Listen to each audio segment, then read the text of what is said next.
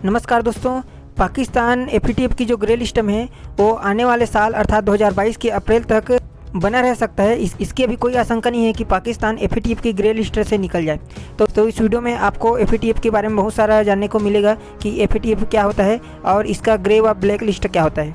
अगर हम मैटर देखें तो एफएटीएफ की जो मीटिंग है वो अगले साल अप्रैल में होने वाली है। तो इसे देखते हुए हम कह सकते हैं कि पाकिस्तान जो एफएटीएफ की ग्रे लिस्ट में है वो अगले 6 महीने तक इसी ग्रे लिस्ट में बना ही रह सकता है और पाकिस्तान को अगले 6 महीने और इंतज़ार करना पड़ सकता है एफएटीएफ की ग्रे लिस्ट से निकलने के लिए।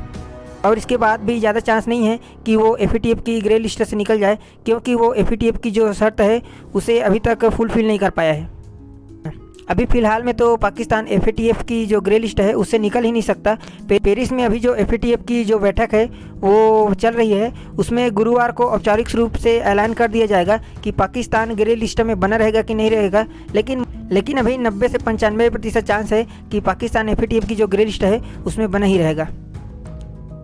और ऐसा नहीं है कि पाकिस्तान एफएटीएफ की ग्रे लिस्ट में पहली बार आया है, इससे पहले भी कई बार एफएटीएफ की जो ग्रे लिस्ट है उसमें पाकिस्तान शामिल हो गए हैं।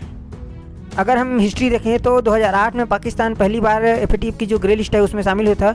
उसके बाद 2009 में ही निकल गया था। उसके बाद पुनः दोबारा वो 2012 में इस लिस्ट में शामिल हो गया था। उसके बाद 2012 से सीधे 2016 में इस लिस्ट से बाहर निकला था और 2016 के बाद 2018 में पाकिस्तान फिर से एफएटीएफ की जो ग्रे लिस्ट है उसमें शामिल हो गया था और 2018 से अब तक अर्थात 2021 तक वो एफएटीएफ की जो ग्रे लिस्ट है उसमें शामिल ही रहेगा और मोस्ट प्रोबेबली वो 2022 के अप्रैल तक तो इस लिस्ट में रहेगा ही। हो सकता है कि आने वाले सालों में वो एफएटीएफ की जो शर्त है उसको पूरा कर देता है तो वो ग्रे लिस्ट से निकल सकता है।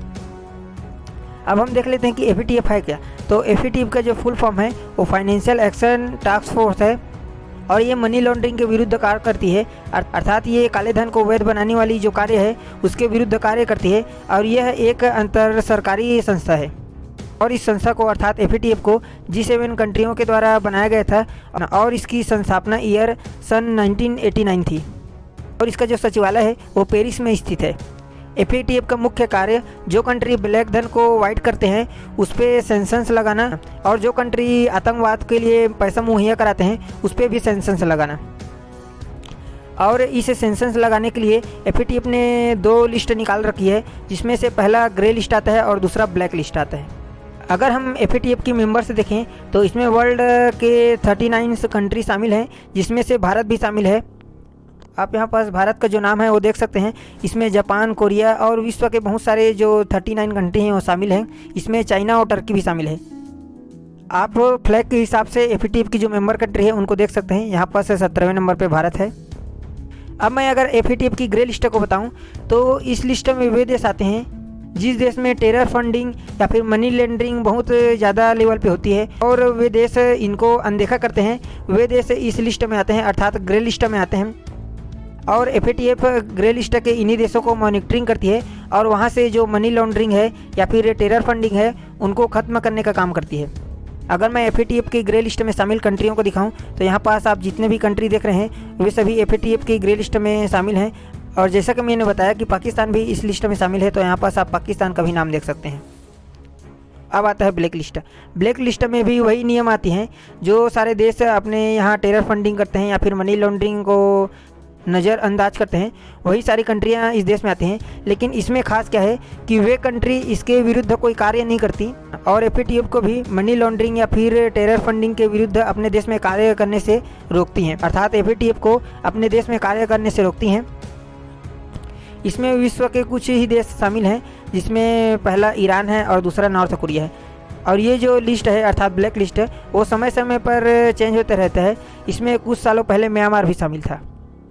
अगर मैं ग्रे लिस्ट का नुकसान बताऊं तो ग्रे लिस्ट में आने वाली जो देश है उनको इंटरनेशनल बॉडी से कर्ज लेने में बहुत ही दिक्कत होती है और जो विदेशों से भी फंड आते हैं उनके लिए भी बहुत दिक्कत होती है, अर्थात वे देश में ट्रेड करना मुश्किल हो जाता है।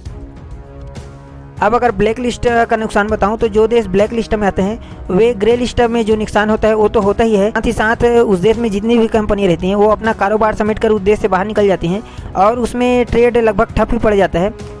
मतलब कुल मिलाकर वहाँ की जो अर्थव्यवस्था है वो तबाह की कगार में ही आ जाती है। तो अब आप लोग एफएटीएफ के बारे में बहुत सारा जान ही चुके हैं। अब आते हैं पाकिस्तान के मैटर पे। तो पाकिस्तान एफएटीएफ की लिस्ट में इतने दिनों से कायम क्यों है, अर्थात वो एफएटीएफ की ग्रे लिस्ट से निकल क्यों नहीं रहा है? इसके पीछे बहुत बड़ा रीज़न है कि एफएटीएफ की जो शर्तें हैं उसमें से 28 शर्त होते हैं और 28 में से पाकिस्तान अभी तक 26 शर्त को ही पूरा कर पाया है। बाकी 2 शर्त जो कि अहम है उसको अभी तक पाकिस्तान फुलफिल नहीं कर पाया है और आने वाले साल में भी शायद ही पाकिस्तान इस जो शर्त है उसको फुलफिल कर पाएगा।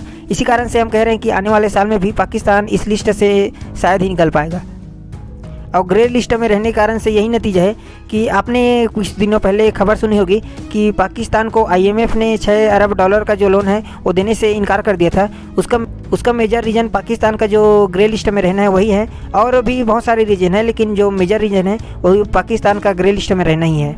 और लास्ट में मैं इंडिया के बारे में बताऊँ तो इंडिया ने एफएटीएफ को सन 2010 में ज्वाइन किया था और उसके बाद से ही इंडिया एफएटीएफ का मेंबर बना हुआ है। और ऐसी न्यूज एनालिसिस को देखने के लिए आप सब्सक्राइब कीजिए जागृत को and also press bell icon. जय हिंद, जय भारत।